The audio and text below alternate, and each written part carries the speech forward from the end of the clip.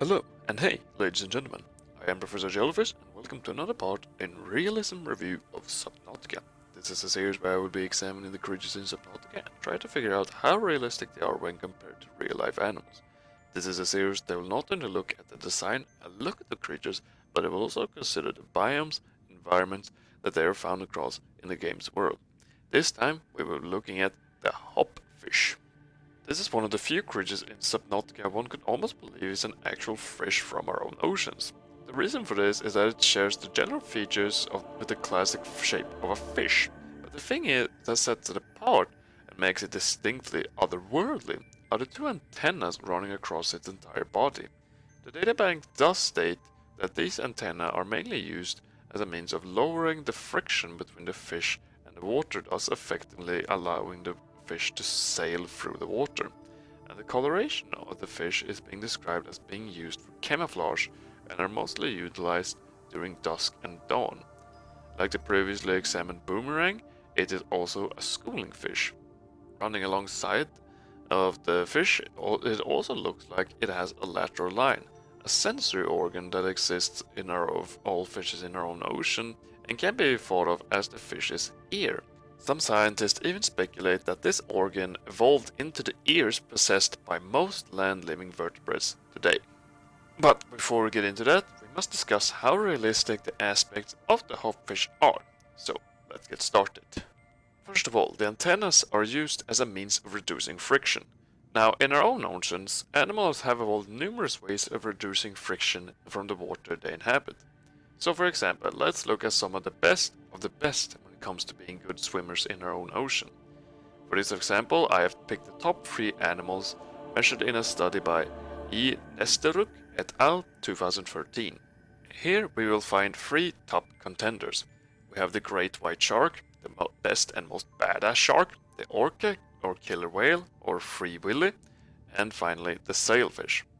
I don't have any joke for this one, it just looks really cool. But it also serves as an excellent set of examples because they all have come from different groups of animals and thus they all have very different skin. For example, the sailfish is a bonefish, meaning it has plated scales or gynoid scales. This gives it slightly different properties to the shark that has placoid scales that are incredibly small denticles coated with sharp emeralds. And of course, the orca has just skin without any scales at all. This gives them all different characteristics in terms of friction against water on a micro level or a microscopic scale, but on a macro level, basically the general shape of the animal, we do see something interesting. They all have something that the hoopfish doesn't. Can you spot it? Well, perhaps if I highlight it. It is that none of them have a hole in their fins, and while the sailfish does have its large dorsal fin running across its entire body, it folds it down while swimming in order to reduce friction further. This would imply that the design of the hoopfish fins are not optimal for reducing friction and making it easier for the hoopfish to swim through the water. But, I hear you say, the hoopfish are not like any of these 3. The orcas, the great white, and the sailfish are all explosive swimmers that shoot themselves forward with extreme speeds in order to catch their prey items. The hoopfish is far more of a cruiser that sails through the water. And yes, you're correct, but you're simultaneously wrong. Allow me to elaborate. They are creatures like rays that use their fins in order to cruise and hover through the water far more than most other animals. But the thing is that their fins are horizontal and not vertical like the hoopfish. This is an important difference. Because they are horizontal, it allows the ray to spread its volume out in a manner that is more effective at utilizing the lifting properties of the surrounding water. This allows the ray to utilize much less energy, and in some cases they can be almost observed resting on sea currents. This principle is carried over to most of the other swimmers, with the pectoral fins being large and aiding them in staying afloat. The reason for this is that it is more effective at pushing the water away and gives the animal more support in the water and thus makes it expend less energy in order to move through the water column. And to add further counter the report about the top 3 swimmers being explosive swimmers, all of them have to constantly swim an and all of them migrate across large distances. And even small fishes that aren't top predators still have to be explosive swimmers in order to make quick escapes from ambushing predators. But perhaps I've gotten it wrong. Perhaps I'm simply misinterpreting words. So let's have another look at what exactly it is stated in the databank. It states that the hopfish uses its antenna to alter the composition of the water in front of it in order to sail in the low density space that it creates. Now there is some rather interesting choice of words here.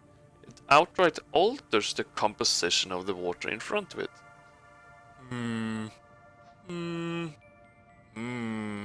Indeed. What could this mean? Alter the composition of the water, which means create a lower density space in front of it. That sounds like something akin to magic or just straight up science fiction, doesn't it? Well, not necessarily. As we have discussed in the bladderfish episode, the density of water can vary based on different factors. The one discussed in the bladderfish episode was the number of particles in the water. But there is another factor that can change the density of water, and that is temperature. If you've ever taken a fire safety drill, you might have been told that hot air rises. Basically, it has a lower density than cold air. This same principle applies to water until water gets turned to ice, at which point it becomes lighter than water, because ice floats. But until it reaches the freezing point, the cold water is heavier than warm water. In other words, cold water sinks below warm water. So the hopfish has two ways of manipulating the density of the water in front of it. It can either change the temperature or it can alter the number of particles in the water. So which one seems more likely? Well, this is a rather difficult question to answer because unfortunately the in-game databank only gives us so much to go on. But based on what we know of animals from our own planet, we might be able to draw some conclusions. Most fishes in our own oceans are cold-blooded, meaning that their body temperature is the same as the surrounding water. This is different from most mammals like ourselves who are warm-blooded, meaning that our body temperature is always held at a fixed level. With this in mind, it is unlikely that the hopfish is somehow changing the water temperature in front of it.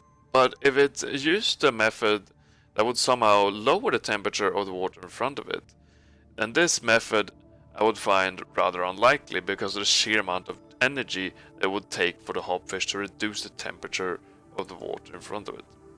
So, the other possibility, that the hopfish is somehow removing particles in the water in front of it in order to reduce the density of the water.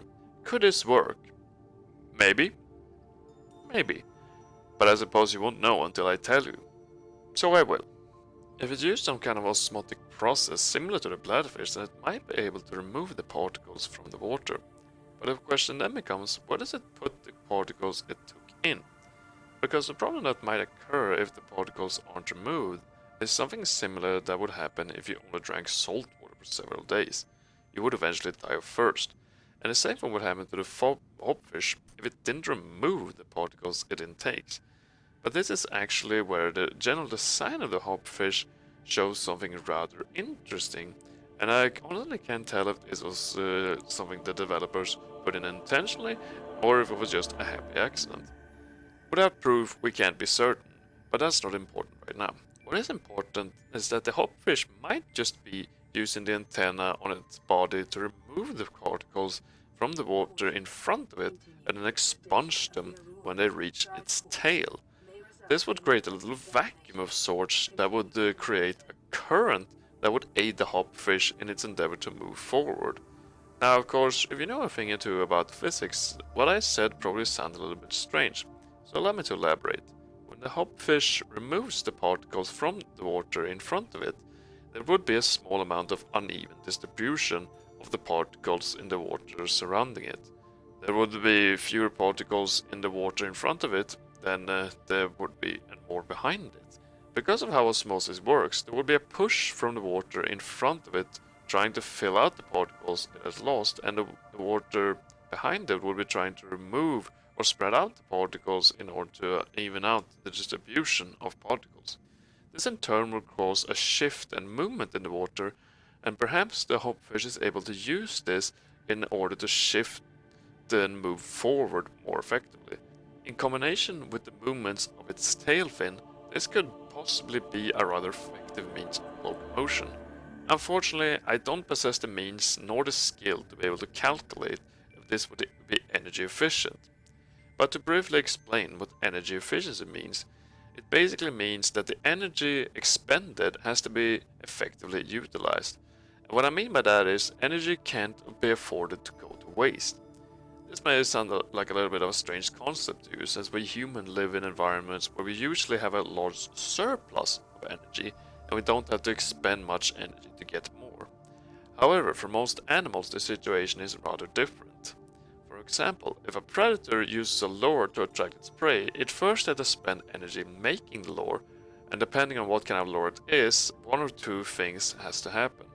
If the lure is something like the lures used by an anglerfish, it has to expend energy to move the lure around. But if it is a lure that attracts prey through pheromones, then it has to expend energy in order to produce the pheromones. And when it expends this energy, it cannot be more energy than it gains from the average prey it catches. The former example was only used on the predator and prey relation, but it extends to all aspects of an animal's life, including movement, growth, and reproduction. Though the last one is sometimes negated from energy efficiency, as some animals die after reproducing, for example, salmon. But for the hoopfish, movement is especially important, and for the reasons I stated, I find it unbelievable that it would be energy effective for the hoopfish to be changing the water's temperature, and it would also not have the same effect as changing the number of particles. Changing the number of particles is therefore far more likely to be energy effective. So, to try and summarize my previous point, the part of the hoopfish changing the water's density might be realistic, but I can't say for certain without some real measurements and difficult calculations. Moving on to the color of the hoopfish, because this is part of the creature's design that mirror the color schemes seen in real life fishes and even a lot of sharks and whales. What I am specifically referring to is the darker color on the upper part of the hoopfish body and the brighter coloration on the underside.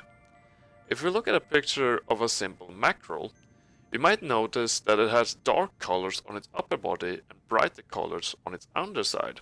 This is actually a form of camouflage. How it works is when the fish is being observed from above, it would usually be placed against dark colors. When it is observed from below, it will be placed against brighter colors. This makes the fish's silhouette hard to make out and then more effectively hides predators. I do, however, have a small problem with the coloration, and that is that the antenna on the hoverfish's back is the same bright color as its belly. This would mark the fish out from above and make it far easier to spot. So, a simple adjustment here is to make the color dark like the rest of the back. The detail being mentioned about the hoopfish being able to use its color to hide itself, especially while during dusk and dawn, is something rather strange though. I say this because the hoopfish doesn't appear to be a fish that can change its coloration, and this camouflage would have to be effective at all times to be useful. Otherwise, it has developed an incredibly ineffective means of hiding itself from predators, considering it only works during small parts of the day. Otherwise, the coloration is fine. The schooling of this fish, like the boomerang fish before it, is not unrealistic.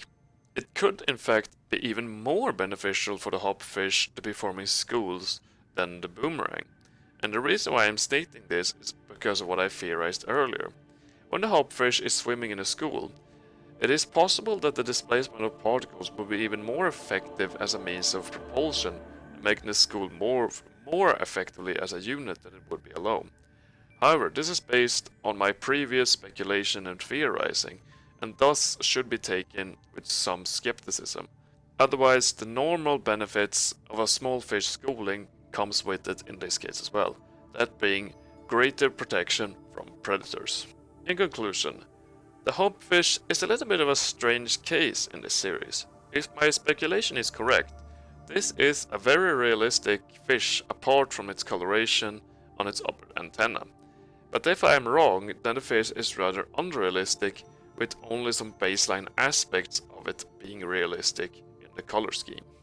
If you like this video, be sure to like, subscribe and comment, and I'll see you next time. Goodbye.